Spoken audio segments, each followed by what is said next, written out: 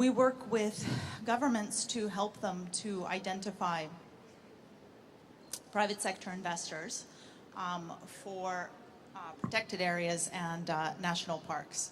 So really helping governments to bring in private sector investors in a transparent manner and to guide governments through the tendering process. So when is this done? This is done when governments want to introduce new private sector tourism services to national parks in a sustainable manner, and also to improve the quality or sustainability of existing services. So our advice usually comes in two parts. The first is identification of whether there's a transaction to be made. So really this is diagnostics and market assessment, review of the legal framework, profiling sites, packaging and doing some initial market sounding with potential investors. So this is really done hand in hand with government clients. Now, I think it's also important to highlight that this work is done, it's really underpinned by IFC's E&S standards. So our performance standards really form the foundation of all of this work. So once we see that there's a transaction to be had, there's interest in the market and the government wants to go ahead, then IFC can also provide transactional advice for the government. So this is really doing the due diligence, so the legal side, the technical side, the financing side, taking the tender to market, so doing a more comprehensive investor sounding to make sure that investors know about the potential transaction and its benefits, and then really supporting the government in negotiations with potential bidders during the tendering process. So the way that we do this is really by combining the expertise across the World Bank Group. So this is our investment climate teams that are specialists in regulatory reform, also our public-private partnership specialists that actually do this across the world, not only in parks, but also in various types of infrastructure transactions.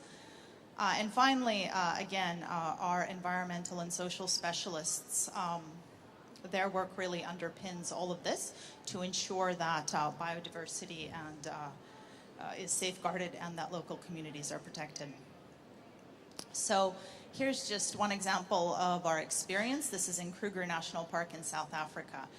And here, by taking this approach, IFC helped the National Park Service to run concessions for 9 eco-lodges and also some additional retail and restaurant concessions. So to date, these PPPs have generated $20 million in revenues and have taken about $15 million in investment.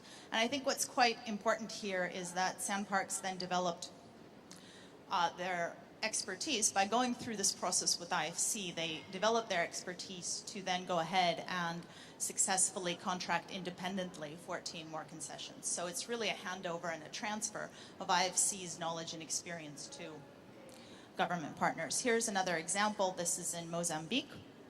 So here, this is a $3 million concession for an eco-lodge, which has resulted in 60 direct jobs and yeah, it's a 36-bed lodge, basically, that has resulted in 60 direct jobs. Here again, I think an important part of what we were doing is handing over our experience and expertise to the public sector and making sure then that the government could go ahead after this and do this in a sustainable manner independently. So here's the practitioner's guide that we're currently putting together.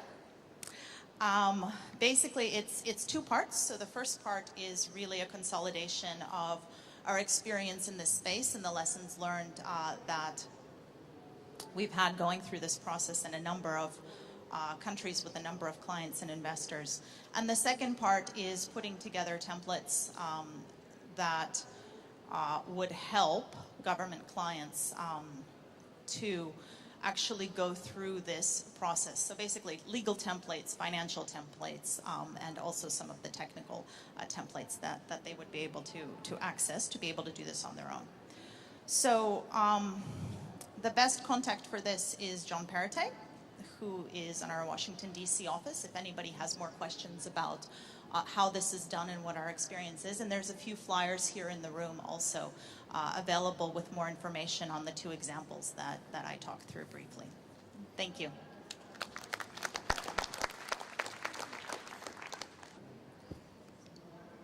Thank you very much, Dina. And what's quite interesting at the moment is the two concessions guidelines that have been launched this evening, and there is also another one forthcoming, coming from the SADC region on tourism concessions for transboundary protected areas. And it's interesting, there's a lot of excitement globally on tourism concessions to try and find information on how to do them very well.